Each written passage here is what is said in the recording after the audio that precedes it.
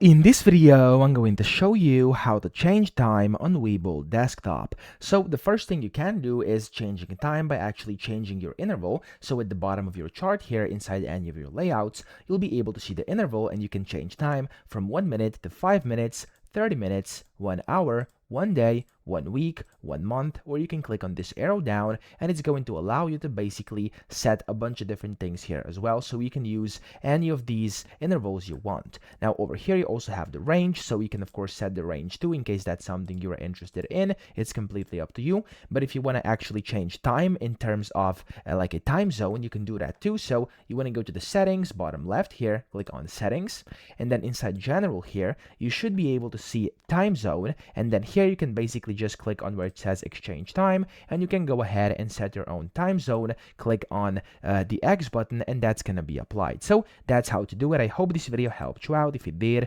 please subscribe to the channel and help me out as well.